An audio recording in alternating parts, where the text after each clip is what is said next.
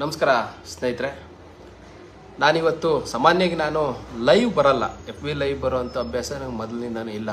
ತುಂಬ ತುರ್ತು ಸಂದರ್ಭಗಳನ್ನು ಒಂದೆರಡು ಹೊರತುಪಡಿಸಿದ್ರೆ ನಾನು ಯಾವತ್ತು ಈ ಫೇಸ್ಬುಕ್ ಲೈವ್ ಈ ಥರದ್ದು ಭಾಳ ಕಡಿಮೆ. ಇವತ್ತು ಅನಿವಾರ್ಯವಾಗಿ ಇವತ್ತು ತಮ್ಮೆಲ್ಲರ ಮುಂದೆ ನನ್ನ ಮನದಾಳದ ಕೆಲ ವಿಚಾರಗಳನ್ನು ನಾನು ಇವತ್ತು ಹಂಚ್ಕೋಬೇಕನ್ನೋ ಕಾರಣಕ್ಕೋಸ್ಕರ ಈ ಒಂದು ತುರ್ತು FB ಲೈವ್ ಬಂದಿದ್ದೀನಿ. ಕಾರಣ ಇಷ್ಟೇ, ಏನು ಇವತ್ತು ರಾಷ್ಟ್ರೀಯ ಕಾಂಗ್ರೆಸ್ನ ಸಭೆ ಆದ ನಂತರ ಸನ್ಮಾನ್ಯ ವೇಣುಗೋಪಾಲ್ರವರು ಇಬ್ಬರನ್ನ CM ಮತ್ತು ಡೆಪ್ಟಿ CM ಪಕ್ಕ ನಿಲ್ಲಿಸ್ಕೊಂಡು ನಾವು ಮತ್ತೊಮ್ಮೆ ಕರ್ನಾಟಕದಲ್ಲಿ ಜಾತಿ ಗಣತಿ ಮಾಡ್ತೀವಿ ಅಂತೇಳಿ ಇವತ್ತೊಂದು ಸ್ಟೇಟ್ಮೆಂಟನ್ನು ಕೊಡ್ತಾ ಇದ್ದಾರೆ. ನಾನು ಸನ್ಮಾನ್ಯ ಸಿದ್ದರಾಮಯ್ಯನವ್ರನ್ನ, ನನಗೆ DK ಶಿವಕುಮಾರ್ ಆಗಲಿ ವೇಣುಗೋಪಾಲ್ ಆಗಲಿ ಇವ್ರು ಯಾರೂ ನಮ್ಗೆ ಅವಶ್ಯಕತೆ ಇಲ್ಲ, ನಮ್ಗೆ ಸಂಬಂಧನೂ ಇಲ್ಲ. 165 ಕೋಟಿ ರೂಪಾಯಿಗಳನ್ನು ಖರ್ಚು ಮಾಡಿ ತಾವೇ ತಮ್ಮದೇ ಸರ್ಕಾರದ ಅವಧಿಯಲ್ಲಿ ನೀವು ಜಾತಿ ಗಣತಿಯನ್ನು ಮಾಡಿದ್ರಲ್ಲ, ಇವತ್ತು ನೀವು ಇದುವರೆಗೂ ಏನು ಹೇಳ್ಕೊ ಬರ್ತಾ ಇದ್ರಿ? ಯಾವುದೇ ಕಾರಣಕ್ಕೂ ನಾನು ಇದನ್ನು ನಿಲ್ಲಿಸಲ್ಲ, ಅದರಲ್ಲಿ ಏನು ಏನೆಲ್ಲ ರೆಫರ್ಸ್ ಬಂದಿದೆ ಅದನ್ನು ನಾವು ಜಾರಿ ಮಾಡೇ ಮಾಡ್ತೀವಿ ಅಂತೇಳಿ ತಾವು ಇದುವರೆಗೂ ವಾದ ಮಾಡ್ಕೊಂಡು ಬಂದಿರಿ. ಇವತ್ತು ಯಾರಿಗೆ ಶರಣರಾದ್ರಿ ನೀವು? ಯಾಕೆ ಶರಣರಾದ್ರಿ? ಏನಾಯ್ತು ನಿಮಗೆ ಗೊತ್ತು? ಹೋಗಿ ಯಾವುದೋ ಒಂದು ಅಧಿಕಾರದ ಲಾಲಸೆಗೋಸ್ಕರ ಅವ್ರ ಕಾಲಿಡಿಯೋಂಥ ಪರಿಸ್ಥಿತಿ ತಮಗೆ ಬಂದಿದೆಯಾ ಅಂತ ನಾನು ಕೇಳಬೇಕಾಗ್ತದೆ. ಮಾನ್ಯ ಸಿದ್ದರಾಮಯ್ಯನವರೇ, ನೀವು ಇವತ್ತು ಮಾಡಿರ್ತಕ್ಕಂಥದ್ದು ಅಕ್ಷರಶಃ ಹಿಂದುಳಿದ ವರ್ಗಗಳ ಒಂದು ಮರಣ ಶಾಸನವನ್ನಾಗಿ ನೀವು ಮಾಡ್ತಾ ಇದ್ದೀರಾ. ನೀವೇ ಹೇಳ್ಕೊಂಬಂದಿರತಕ್ಕಂಥ ಮಾತುಗಳನ್ನ, ನೀವೇ ಮಾತಾಡ್ತಾ ಇರತಕ್ಕಂಥ ರೀತಿಯಲ್ಲಿ ಒಮ್ಮೆ ಜ್ಞಾಪಿಸ್ಕೊಳ್ಳಿ. ನಾನು ಬೇರೆ ಹೆಚ್ಚೇನು ಹೇಳಕ್ ಹೋಗಲ್ಲ. ನೀವು ಏನು ಹೇಳಿದ್ರೆ ಜಾತಿ ಗಣತಿ ವಿಚಾರವಾಗಿ ಎಷ್ಟೇ ವಿರೋಧ ಬಂದರೂ ಶತಸಿದ್ಧ ನಾನು ಜಾರಿ ಮಾಡೇ ಮಾಡ್ತೀವಿ ಅಂತೇಳಿ ಕ್ಯಾಬಿನೆಟ್ಗೆ ತಂದ್ರಿ, ಕ್ಯಾಬಿನೆಟ್ನಲ್ಲಿ ಅಲ್ಲಿ ತೂಕ ಹಾಕಕ್ಕೆ ಬಿಟ್ಟಿದ್ರೆ ಅದು ಬೇರೆ ಪ್ರಶ್ನೆ. ಆದರೆ ಇವತ್ತು ನಿಮ್ಮ ಕಾಂಗ್ರೆಸ್ನ ಹೈಕಮಾಂಡ್ ಸಂಸ್ಕೃತಿಯ ಮುಂದೆ ಮಂಡಿ ಊರಿ ಕೂತ್ಕೊಂಡಿದ್ರಲ್ಲ, ನಿಮಗೆ ನಾಚಿಕೆ ಮಾನ ಮರ್ಯಾದೆ ಅನ್ನೋದೇನಾದರೂ ಇದ್ರೆ ದಯಮಾಡಿ ಈ ಕೂಡಲೇ ನೀವು ತಮ್ಮ ರಿಸೈನ್ ಅನ್ನು ಮಾಡಿ ಮನೆಗೆ ಹೋಗ್ಬೇಕಾಗ್ತದೆ. ನಿಮ್ಮ ಅಧಿಕಾರದ ಲಾಲಸೆಗೋಸ್ಕರ, ನಿಮ್ಮ ಅಧಿಕಾರದ ತೆವಲಿಗೋಸ್ಕರ ಅಂತ ನಾನು ಹೇಳ್ಬೇಕಾಗ್ತದೆ. ಅಧಿಕಾರದ ತೆವಲಿಗೋಸ್ಕರ ನೀವು ಈ ರಾಜ್ಯದಲ್ಲಿ ಅಧಿಕಾರ ಮುಂದುವರಿಸಬೇಕಾಗಿಲ್ಲ. ನೀವು ಮಾಡ್ತಾ ಇರತಕ್ಕಂಥದ್ದು ಹಿಂದುಳಿದ ವರ್ಗಗಳಿಗೆ ಬಹಳ ಘನಘೋರವಾದಂಥ ಅಪಮಾನ. ಇದು ನಾವು ಸಹಿಸ್ಕೊಳಕ್ ಆಗದಿರೇ ಇರತಕ್ಕಂಥ ಅಪಮಾನ. ಇತ್ತೀಚೆಗೆ ಬಂದಂಥ ಎಲ್ಲ ಚರ್ಚೆಗಳಲ್ಲೂ ನಾವು ಯಾವತ್ತೂ ನಿಮ್ಮ ಮನೆ ಬಾಗಿಲು ತುಳಿದಿರಲಿಲ್ಲ.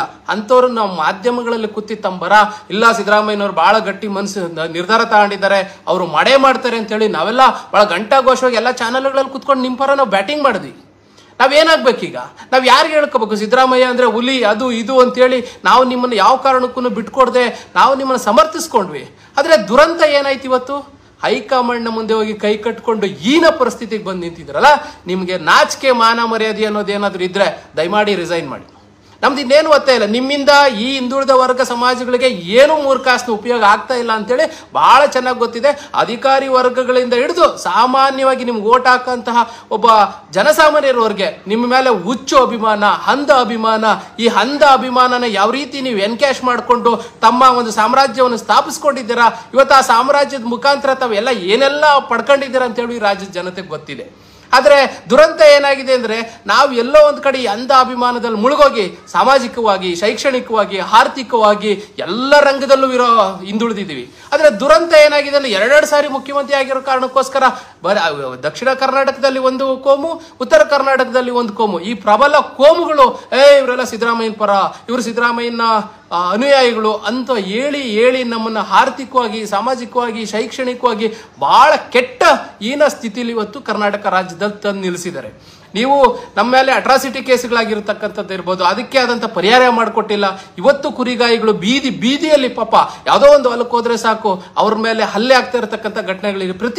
ಪ್ರತಿದಿನ ಉತ್ತರ ಕರ್ನಾಟಕದಲ್ಲಿ ನೀವು ಯಾವುದೋ ಒಂದು ತಾಲೂಕಲ್ಲಿ ಸಣ್ಣದ ಒಂದು ಘಟನೆ ಪ್ರತಿದಿನ ಇವತ್ತು ಕುರಿಗಾಯಿಗಳ ಮೇಲೆ ನಡೀತಾ ಇದೆ. ಇದಕ್ಕೆಲ್ಲ ಯಾವುದೇ ರೀತಿಯಾದಂತಹ ಕ್ರಮ ತಾವಧಿಕಾರದಲ್ಲೇ ಇಲ್ಲ.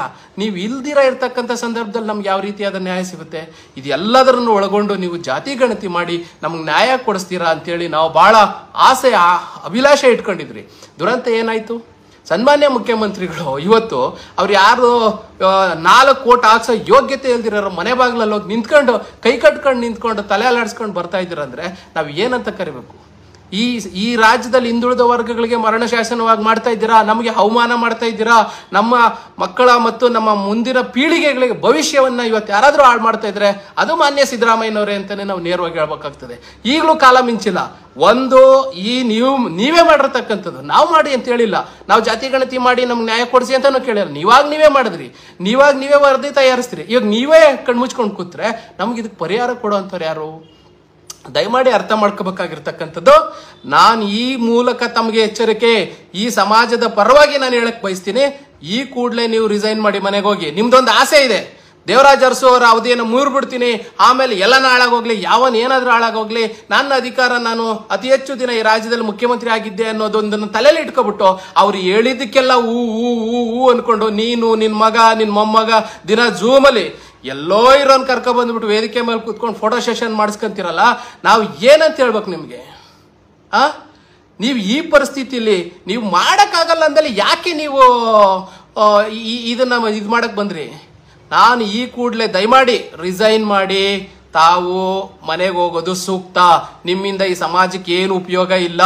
ಬೇರೆ ಬೇರೆ ಹಿಂದುಳಿದ ವರ್ಗಗಳ ಸಮಾಜಗಳು ಎಲ್ಲೋ ಪಾಪ ನಿಮ್ಮನ್ನು ನಂಬ್ಕೊಂಡಿದ್ರು, ಏನೋ ಮಾಡ್ತೀರಾ ಅಂತ. 2 ವರ್ಷ ಕಳೆದಾಯ್ತು, 5 ವರ್ಷ ಹೋಯ್ತು, 2 ವರ್ಷ ಹೋಯ್ತು, ಏನೂ ಮಾಡಲಿಲ್ಲ. ಒಂದೇ ಒಂದು ಸಣ್ಣ ಇಂಜಿನಿಯರಿಂಗ್ ಕಾಲೇಜ್ ಇಲ್ಲ, ಒಂದು ಮೆಡಿಕಲ್ ಕಾಲೇಜ್ ಇಲ್ಲ, ಒಂದು ಡೆಂಟಲ್ ಕಾಲೇಜ್ ಇಲ್ದಿರ ಇರತಕ್ಕಂಥ ಯಾವ್ದಾದ್ರೂ ಸಮಾಜ ಇದ್ರೆ ಅದು ನಿಮ್ ಸಮಾಜ ಮಾನ್ಯ ಸಿದ್ದರಾಮಯ್ಯನವರೇ. ಏನ್ ನಿಮ್ ಕೊಡುಗೆ ಹೇಳ್ತೀರಾ? ಒಂದಷ್ಟು ಅಧಿಕಾರಿಗಳು ನಿಮ್ಮಿಂದ ಫಲ ಪಡ್ಕೊಂಡಿರ್ಬೋದು, ನಿಮ್ ಸುತ್ತಮುತ್ತ ಓಡಾಡ್ತಕ್ಕಂಥವ್ರಿಗೆ ಆಯಕಟ್ಟಿನ ಜಾಗದಲ್ಲಿ ದುಡ್ಡು ಮಾಡ್ಕೊಳಕ್ ನೀವು ಅವಕಾಶ ಮಾಡ್ಕೊಟ್ಟಿರ್ಬೋದು. ಅದರಿಂದ ಈ ಸಮಾಜ ಏನು ಉಪಯೋಗ ಆಗಲ್ಲ. ಈ ರೀತಿ ನೀವು 1-2 ಸಮಸ್ಯೆಗಳು ನೋಡಿ. ಆ ಬಿಡದಿ ಬಳಿ ಯಾವ್ದೋ ಹಿಂದುಳಿದ ವರ್ಗದವರಿಗೆ ಒಂದಷ್ಟು ಜಮೀನು ಕೊಡ್ತೀವಿ ಅಂತ ಹೇಳಿದ್ರಿ, ಇದುವರೆಗೂ ಇಲ್ಲ. ಪಾಪ ಆ ಸ್ವಾಮಿಗಳು ಬರೋದು ನಿಮ್ಗೆ ಹಾರ ಹಾಕೋದು, ಸನ್ಮಾನ ಮಾಡೋದು, ಹಿಂದುಳಿದ ವರ್ಗ ಸ್ವಾಮಿಗಳೆಲ್ಲ ಬರೋದು, ಒಂದಷ್ಟು ಹಾರ ಹಾಕೋದು, ಸನ್ಮಾನ ಮಾಡೋದು, ಹೋಗೋದು. ಅವರಿಗೆ ನೆಲೆ ಇಲ್ದಂಗೆ ಮಾಡಿಟ್ಟಿದ್ದೀರಾ. ಇವತ್ತು ನೀವು ಮಾಡ್ತಾ ಇರ್ತಕ್ಕಂಥದ್ದು ಇದೊಂದು ದ್ರೋಹ. ದಯಮಾಡಿ ತಾವು ಅರ್ಥ ಮಾಡ್ಕೋಬೇಕು. ಈ ಕೂಡಲೇ ನೀವು ಅಧಿಕಾರದಲ್ಲಿ ಮುಂದುವರಿಯಂತ ಯಾವುದೇ ರೀತಿಯಾದಂತ ನೈತಿಕತೆ ಇಟ್ಕೊಂಡಿಲ್ಲ. ನಾವ್ ಹೇಳಿರೋದಲ್ಲ ಇದು, ನೀವು ಸ್ವತಃ ಹೇಳಿರ್ತಕ್ಕಂಥ ಮಾತು, ನನ್ನ ಮಾತಲ್ಲ ಇದು. ನಾನು ಇವತ್ತು ಏನೆಲ್ಲ ಪ್ರಸ್ತಾವನೆ ಮಾಡ್ತಾ ಇದ್ದೀನಿ ಇದಿಷ್ಟನ್ನು ನೀವ್ ಹೇಳಿರ್ತಕ್ಕಂಥ ಮಾತುಗಳು ನಾನು ಪುನರುಚ್ಚರಿಸ್ತಾ ಇದ್ದೀನಿ. ದಯಮಾಡಿ ಅರ್ಥ ಮಾಡ್ಕೊಳ್ಳಿ. ನಿಮ್ಗೇನಾದ್ರೂ ಮಾನ ಮರ್ಯಾದೆ ಅನ್ನೋದಿದ್ರೆ ಈ ಕೂಡಲೇ ರಿಸೈನ್ ಮಾಡಿ. ನೀವ್ ಹೇಳಿರ್ತಕ್ಕಂಥದ್ದು, ನಾನು ಇದನ್ನ ಜಾರಿ ಮಾಡ್ಲಿಲ್ಲ ಅಂದ್ರೆ ನಾನು ಅಧಿಕಾರ ಬಿಟ್ಟು ಹೋಗ್ತೀನಿ ಅಂತ ಹೇಳಿ ನಾನು ಹೇಳಿರ್ತಕ್ಕಂಥದ್ದಲ್ಲ. ನೀವು ಇಷ್ಟು ನಿಮ್ ಧೈರ್ಯ ನೋಡ್ಬಿಟ್ಟು ನಾವೆಲ್ಲ ಮಾಧ್ಯಮಗಳಲ್ಲಿ ಕುತ್ಕೊಂಡು ನಿಮ್ಮನ್ನು ಸಮರ್ಥಿಸ್ಕೊಂಡು ಸಿದ್ದರಾಮಯ್ಯ ಯಾವ ಕಾರಣಕ್ಕೂ ಬಿಡಲ್ಲ ಅಂತ ಇವತ್ತು ನಾವು ತಲೆ ಬಗ್ಸಂತ ಪರಿಸ್ಥಿತಿಗೆ ತಾವು ತಂದಿಟ್ಟಿದೆ. ಇದು ನನ್ನೊಬ್ಬನ ಪರಿಸ್ಥಿತಿ ಅಲ್ಲ, ಇಡೀ ರಾಜ್ಯದಲ್ಲಿರ್ತಕ್ಕಂತಹ 5 ವರ್ಗಗಳ ಪರಿಸ್ಥಿತಿ. ನಿಮ್ಮಿಂದ ಈ ವರ್ಗಗಳಿಗೆ ನ್ಯಾಯ ಸಿಗಲ್ಲ ಅನ್ನೋದು ಬಹಳ ಗಂಟಾಘೋಷವಾಗಿ ಇವತ್ತು ಅರ್ಥ ಆಗಿದೆ.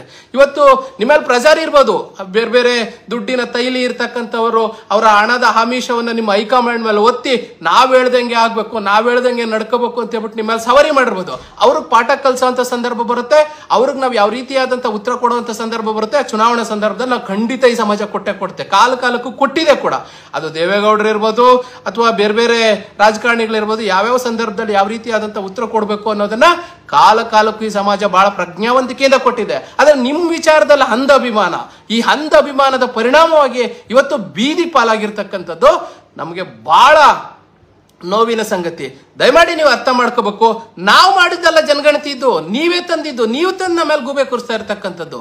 ಹಾಗಾಗಿ ನೀವು ನಮ್ಮ ಕುರಿಗಾಯಿಗಳಿಗೆ ನ್ಯಾಯ ಕೊಡಲ್ಲ, ಹಿಂದುಳಿದ ವರ್ಗಗಳಿಗೆ ನ್ಯಾಯ ಕೊಡಲ್ಲ, ಇಲ್ದಿರ್ತಕ್ಕಂಥ ನೌಕರರಿಗೆ ನ್ಯಾಯ ಕೊಡಲ್ಲ. ಮೊನ್ನೆ ನೀವು ಸಸ್ಪೆಂಡ್ ಮಾಡಿದ್ರಿ, 6 ಜನ ಸಸ್ಪೆಂಡ್ ಮಾಡಿದ್ರಲ್ಲಿ ಇಬ್ರು, ಒಬ್ಬ IPS ಪಾಪ ಬಹಳ ಕುರಿಗಾಯಿ ಮನೆಯಿಂದ ಬಂದಿರತಕ್ಕಂತಹ ಒಬ್ಬ ವ್ಯಕ್ತಿನ ಸಸ್ಪೆಂಡ್ ಮಾಡಿದ್ರ, ಇನ್ನೊಬ್ಬರು ಸಾಮಾನ್ಯ ಬಡವ್ರ ಮನೆಯಿಂದ ಬಂದಿರತಕ್ಕಂಥ ಕಬ್ಬನ್ ಫಾರೆಸ್ಟ್ ಇನ್ಸ್ಪೆಕ್ಟರ್ ಗಿರೀಶನ್ ಸಸ್ಪೆಂಡ್ ಮಾಡಿದ್ರ, ಶೇಖರ್ ತೆಕ್ಕಣ್ಣನವರನ್ನ ಸಸ್ಪೆಂಡ್ ಮಾಡಿದ್ರು. ನಿಮ್ಮ ತೆವಲಿಗೆ ಮಾಡಿದಂತ ಕಾರ್ಯಕ್ರಮದಲ್ಲಿ ನಮ್ಮ ಸಮಾಜದ 2 ಅಧಿಕಾರಿಗಳು, 6 ಜನದಲ್ಲಿ 2 ನಮ್ಮ ಅಧಿಕಾರಿಗಳನ್ನ ನೀವು ಸಸ್ಪೆಂಡ್ ಮಾಡಿದ್ದೀರಾ. ಯಾವ ಪುರುಷಾರ್ಥಕ್ಕೆ ನಾವು ನಿಮ್ಗೆ ಮತ ಹಾಕ್ಬೇಕು ಈ ಸಮಾಜ ಹೇಳಿ?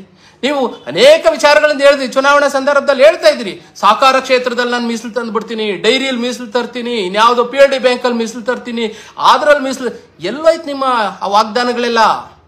ಬೀದಿಯಲ್ಲಿ ಜನ ಇವತ್ತು ಬೆಂಗಳೂರು ಡೈರಿಗೆ ಒಬ್ಬ OBC ಪ್ರತಿನಿಧಿ ಇಲ್ಲ, ರಾಜ್ಯದ KMFಗೆ ಒಬ್ಬ OBC ಪ್ರತಿನಿಧಿ ಇಲ್ಲ. ಯಾರು ಮಾಡ್ಬೇಕಾಗಿದ್ದು? ನೀವು 2 ಸಾರಿ ಮುಖ್ಯಮಂತ್ರಿ ಆದಾಗೂ ಇದನ್ನ ಮಾಡ್ಲಿಲ್ಲ ಅಂದ್ರೆ ಮುಂದಿನ ದಿನಗಳಲ್ಲಿ ಮಾಡೋ ಅಂತಾರೆ ಯಾರು? ಒಂದು SC ST ಬರೋಕ್ಕಾಗಲ್ಲ, ಒಂದು OBC ಬರೋಕ್ಕಾಗಲ್ಲ, ಒಂದು ಡೈರಿ ಇರ್ಬೋದು, BLD ಬ್ಯಾಂಕ್ಗಳಿರ್ಬೋದು, BDCC ಬ್ಯಾಂಕ್ಗಳಿರ್ಬೋದು. ನೀವೇ ಹೇಳಿರ್ತಕ್ಕಂಥ ಮಾತಿದ್ದು, ನಾನು ಇವಕ್ಕೆಲ್ಲ ಮೀಸಲಾತಿ ತರ್ತೀನಿ ಸಹಕಾರ ಕ್ಷೇತ್ರದಲ್ಲಿ ಅಂತ ಹೇಳಿದಂಥ ಪುಣ್ಯಾತ್ಮ ನೀವು. ಇವತ್ತು ಹೈಕಮಾಂಡ್ ಮುಂದೆ ಹೋಗಿ ತಲೆ ಬಗ್ಸ್ಕೊಂಡು ಕುತ್ಕೊಂತೀರಂದ್ರೆ ನಾವು ಸುಮ್ಮನಿರುವಂತ ಜನ ಅಲ್ಲ ಮಾನ್ಯ ಸಿದ್ದರಾಮಯ್ಯನವರೇ. ನಿಮ್ಮ ಅವಧಿ ಮುಗೀತು. ನೀವು ಈ ಸಮಾಜಕ್ಕೆ ದ್ರೋಹ ಮಾಡಿದ್ದೀರಾ. ಹಾಗಾಗಿ ದಯಮಾಡಿ ಕ್ಷಮೆ ಕೋರಿ, ಏನು ಮೊನ್ನೆ ಕಾಲ್ ತುಳಿತಾ ಇತ್ತಲ್ಲ ಅವ್ರಿಗೂ ಸೇರಿಸಿ ಕ್ಷಮೆ ಕೋರಿ ನೀವು ರಿಸೈನ್ ಮಾಡಿ ಹೋಗೋದು ಬಹಳ ಉತ್ತಮ. ಬರ್ತಕ್ಕಂಥ ಮುಂದಿನ ಯಾರು ಅಧಿಕಾರಕ್ಕೆ ಬರ್ತಾರೋ ಅವ್ರಿಗೆ ಯಾವ ರೀತಿ ಪಾಠ ಕಲಿಸ್ಬೇಕು ಅಂತ ಈ ಸಮಾಜಕ್ಕೆ ಬಹಳ ಚೆನ್ನಾಗಿ ಗೊತ್ತಿದೆ. ಕಾಲ ಕಲಿಸಿದೆ ಕೂಡ. ನಾನಿರ್ಲಿ, ನೀವಿರ್ಲಿ, ಇನ್ನೊಬ್ರು ಇರ್ಲಿ, ಸಂದರ್ಭದಲ್ಲಿ ಬಹಳ ಚೆನ್ನಾಗಿ ಪಾಠ ಕಲಿಸಿದ್ದಾರೆ, ಮುಂದೇನು ಕಲಿಸ್ತಾರೆ ಸಹ. ನಾನು ಈ ಕೂಡಲೇ ತಮಗೆ ಹೇಳೋದು ಇಚ್ಛೆ, ಒಂದು, ನೀವು ಈಗ ಏನು ನಿರ್ಣಯ ಕೈಗೊಂಡಿದ್ದೀರಾ ಅದಕ್ಕೆ ಭದ್ರಾಗಿದ್ರೆ ಈ ಸಮಾಜ ಯಾವತ್ತೂ ನಿಮ್ಮನ್ನು ಬಿಟ್ಕೊಡಲ್ಲ. ಒಂದು ವೇಳೆ ನೀವು ಹೈಕಮಾಂಡ್ನ ಸಂಸ್ಕೃತಿ ನಾವು ಅವ್ರು ಹೇಳ್ದಂಗೆ ಕೇಳಬೇಕು ಅನ್ನೋದಾದ್ರೆ ನೀವು ರಿಸೈನ್ ಮಾಡಿ ಮನೆಗೆ ಹೋಗಿಲ್ಲ ಅಂದ್ರೆ ನಿಮಗೆ ತಕ್ಕದಾದಂತಹ ಪಾಠ ಖಂಡಿತ ಕಲಿಸುತ್ತೆ. ಈ ಡೋಂಗಿತನಕ್ಕೆ ಜನ ಯಾವತ್ತೂ ಉತ್ತರ ಕೊಡ. ನೀವು ಹೇಳಿದ್ರೆ 2013 ನಮ್ಗೆ ಬಹಳ ಅಗ್ರೆಸಿವ್ ಏನು ಅಧಿಕಾರ ನಡೆಸಿದಂತ ಸಂದರ್ಭದಲ್ಲೂ ನೀವು ಈ ಸಮಾಜಕ್ಕೆ ಏನು ಮಾಡಿಲ್ಲ ಅಂತ ಅರಿವು ಬಂದಂತ ಸಂದರ್ಭದಲ್ಲೂ ನಿಮ್ನ ಆಚೆ ಇಟ್ಟಿರ್ತಕ್ಕಂಥ ಉದಾಹರಣೆ ಈ ರಾಜ್ಯದಲ್ಲಿ ಇದೆ. ನಮ್ಗೆ ದ್ರೋಹ ಮಾಡಿದ್ದೀರಾ, ನಮ್ಗೆ ನೋವಾಗ್ತಾ ಇದೆ, ನಮ್ಮ ಕುರಿಗಾರರಿಗೆ ನೋವಾಗ್ತಾ ಇದೆ, ಹಿಂದುಳಿದ ವರ್ಗಗಳಿಗೆ ನೋವಾಗ್ತಾ ಇದೆ, ಈ ಸಮಾಜಗಳಿಗೆ ಮೀಸಲಾತಿ ಕೊಡ್ತೀರಾ, ಮೋಸ ಮಾಡ್ತಾ ಇದ್ದೀರಾ, ನಮ್ಮ ಮಕ್ಕಳನ್ನ ಬೀದಿ ಪಾಲ್ ಮಾಡ್ತಾ ಇದ್ದೀರಾ, ನನ್ನಂತ ಅನೇಕ ಯುವಕರನ್ನ ರಾಜಕೀಯ ಭವಿಷ್ಯವನ್ನು ಹಾಳು ಮಾಡಿದ್ದೀರಾ. ನಾನೆಲ್ಲೋ ಚುನಾವಣೆ ಬಂದ್ ನಿತ್ರೆ ಅವ್ನಿಗೆ ಓಟ್ ಹಾಕ್ಬೇಡ್ರಿ ನನ್ಗೆ ಹಾಕ್ಬೇಕು ಅಂತೀರಾ, ಅಲ್ಲಿ ಅನ್ನೂರ್ ಮಂಜಣ್ಣ ನಿತ್ರೆ ಅವ್ನಿಗೆ ಹಾಕ್ಬೇಡ್ರಿ ನನ್ನ ಮುಖ ನೋಡಿ ಓಟ್ ಹಾಕ್ರು ಅಂತೀರಾ, ಇನ್ನೆಲ್ಲೋ ಸೌದತ್ತಿಲ್ ರಾಮದುರ್ಗದಲ್ಲಿ ಹೋಗಿ ನಮ್ಮ ಚಿಕ್ಕರೇವಣ್ಣ ನಿತ್ರೆ ಅವ್ನಿಗೆ ಓಟ್ ಹಾಕ್ಬೇಡ್ರಿ ಅಂತೀರಾ. ಇವೆಲ್ಲರೂ ಯಾರಿಗೂ ಹಾಕ್ಬಾರ್ದು, ಯಾರು ಗೆಲ್ಬಾರ್ದು. ನೀನು, ನಿನ್ ಮಗ, ನಿನ್ ಮೊಮ್ಮಕ್ಕಳು ಇವ್ರು ಮಾತ್ರ ವೇದಿಕೆಗಳ ಮೇಲೆ, ಇವ್ರು ಮಾತ್ರ ಅಧಿಕಾರದಲ್ಲಿ, ಈ ರೀತಿಯಾದ ಮನಸ್ಥಿತಿ ಇದೆಯಲ್ಲ ನಿಮ್ದು, ಈ ಕೆಟ್ಟ ಮನಸ್ಥಿತಿ ಹೋಗ್ಬೇಕು. ಈ ರಾಜ್ಯದಲ್ಲಿ ಎಲ್ಲ ಸಾಮಾನ್ಯ ವರ್ಗ, ಸಾಮಾನ್ಯ ಮನುಷ್ಯ ಕೂಡ ರಾಜಕೀಯ ಸ್ವತಂತ್ರ ಪಡ್ಕೋಬೇಕಾರೆ ನೀವು ಅಧಿಕಾರ ಸರಿಬೇಕು. ಇವತ್ತು ಬೇರೆ ಬೇರೆ ರಾಜಕೀಯ ಪಕ್ಷಗಳಲ್ಲಿ ಪರಿಸ್ಥಿತಿ ಏನಿದೆ ಗೊತ್ತಾ? ಕುರುಬರು ಅವ್ರು ಕಾಂಗ್ರೆಸ್ಗೆ ಮಾತ್ರ ಓಟ್ ಹಾಕ್ತಾರಪ್ಪ. ಈ ಪರಿಸ್ಥಿತಿನ ನಮ್ಮ ಸಮಾಜದ ಮೇಲಿದೆ. ಆ ಕಡೆ ಉತ್ತರ ಕರ್ನಾಟಕದ ಒಂದು ವರ್ಗ ನಂಬಲ್ಲ, ಈ ಕಡೆ ದಕ್ಷಿಣ ಕರ್ನಾಟಕದಲ್ಲಿ ಒಂದು ವರ್ಗ ನಂಬಲ್ಲ. ಇವ್ರ ಮಧ್ಯೆ ವಿಲನ್ಗಳಾಗಿದ್ದೀವಿ ನಾವು. ಈ ವಿಲನ್ ಮನಸ್ಥಿತಿನ ನಮ್ಮ ತಂದು ಇಟ್ಟಿದ್ದಾರೆ. ರಾಜಕೀಯವಾಗಿ ನಾವು ಎಷ್ಟೇ ಅವ್ರ ಹತ್ರ ಬಾಂಧವ್ಯ ಇದ್ರೂ ಸಹ ಈ ವಿಚಾರ ಬಂದಂತ ಸಂದರ್ಭದಲ್ಲಿ ನಮ್ಮನ್ನ ಅವರು ನಂಬುವಂತ ಪರಿಸ್ಥಿತಿ ಇಲ್ಲ. ಬಿಕಾಸ್ ಆಫ್ ನೀವು ಸಿದ್ದರಾಮಯ್ಯ ಕಾರಣ ಅಷ್ಟೇ, ಬೇರೆ ನಾವ್ಯಾರು ಅಲ್ಲ. ಸಿದ್ದರಾಮಯ್ಯ ಇವ್ರು ಬೆಂಬಲಿಗರು ಅನ್ನೋ ಒಂದೇ ಒಂದು ಕಾರಣಕ್ಕೋಸ್ಕರ ನಮ್ಮನ್ನ ರಾಜಕೀಯವಾಗಿ ನಂಬದಿರತಕ್ಕಂಥ ಪರಿಸ್ಥಿತಿ ಇವತ್ತು ಈ ರಾಜ್ಯದಲ್ಲಿ ಉಂಟಾಗಿದೆ.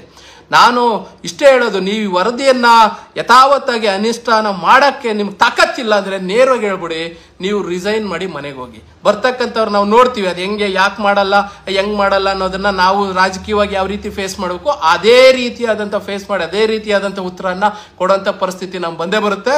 ನಿಮ್ಗೋಸ್ಕರ ಕಾದು ಕಾದು ಕಾದು ಈ ಸಮಾಜ ಸಾಕಾಗಿದೆ, ಬಹಳ ಕಷ್ಟಪಟ್ಟಿದೆ. ಈ ಸಮಾಜ ನಿಮ್ಗೋಸ್ಕರ ಕುರಿ ಮಾರಿ ದುಡ್ಡು ಕೊಟ್ಟಿದ್ದಾರೆ, ಇನ್ನೆಲ್ಲೋ ಪಾಪ ಗೋಂಡಿ ಕೆಲಸ ಮಾಡ್ತಾ ಇದ್ದಂತ ದುಡ್ಡು ಕೊಟ್ಟಿದ್ದಾರೆ, ನಮ್ಮನೊಬ್ಬ ಗೆಲ್ಬೇಕು ಅಂತ ಹೇಳ್ಬಿಟ್ಟು ಇಲ್ಲಿಂದ ಬಾದಾಮಿ ಕರ್ಕೊಂಡೋಗಿ ನೀವು ನಾಮಿನೇಷನ್ ಹಾಕ್ಬಿಟ್ಟು ವಾಪಸ್ ಬಂದ್ರ ಸಂದರ್ಭದಲ್ಲಿ ನಿಮ್ಮ ರಾಜಕೀಯ ಇತಿಹಾಸ ಮುಗೀತು ಅನ್ನೋಂಥ ಸಂದರ್ಭದಲ್ಲಿ ನಿಮಗೆ ಜನ ಓಟ್ ಹಾಕಿ ಗೆಲ್ಲಿಸ್ತಂಥವ್ರು ಸಾಮಾನ್ಯ ಕುರಿಗಾಯಿಗಳು. ಆದ್ರೆ ಇವತ್ತು ನೀವು ಮಾಡಿದ್ದೇನು? ಅವ್ರಿಗೆಲ್ಲರಿಗೂ ದ್ರೋಹ ಮಾಡಿದ್ದೀರಾ.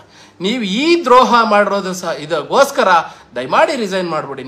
ನೀವು ರಿಸೈನ್ ಮಾಡಿ ಮನೆಗೆ ಹೋಗಿಲ್ಲ ಅಂದ್ರೆ ಈ ಸಮಾಜದ ಶಾಪ ನಿಮಗೆ ತಟ್ಟುತ್ತೆ ಅನ್ನೋದನ್ನ ಅಷ್ಟೇ ನಾನು ಹೇಳ್ಬೇಕಾಗ್ತದೆ. ಮಾನ್ಯ ಸಿದ್ದರಾಮಯ್ಯನವರೇ, ಇವತ್ತು ಈ ಒಂದು ವರದಿ ನೀವೇ ತಯಾರು ಮಾಡಿ ನೀವೇ ಅದನ್ನ ಹೈಕಮಾಂಡ್ ಮುಂದೆ ಹೋಗಿ ತಲೆ ಬಗ್ಸುವಂತ ಪರಿಸ್ಥಿತಿಗೆ ತಂದಿಟ್ಟಿದ್ರಲ್ಲ, ಇದು ಈ ರಾಜ್ಯದ ದುರಂತ.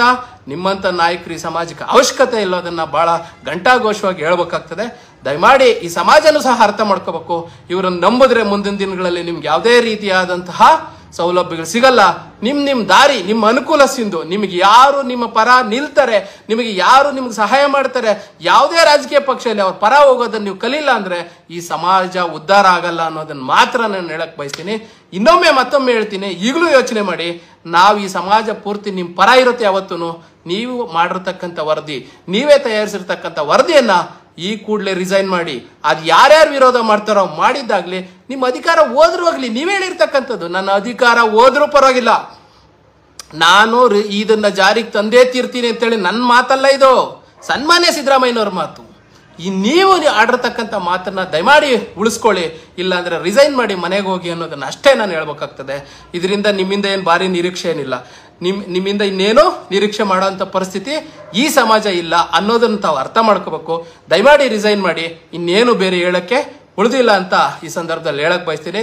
ಮಾನ್ಯ ಸಿದ್ದರಾಮಯ್ಯನವರೇ, ಮತ್ತೊಮ್ಮೆ ಮಗದೊಮ್ಮೆ ನಿಮಗೆ ತಾಕತ್ತು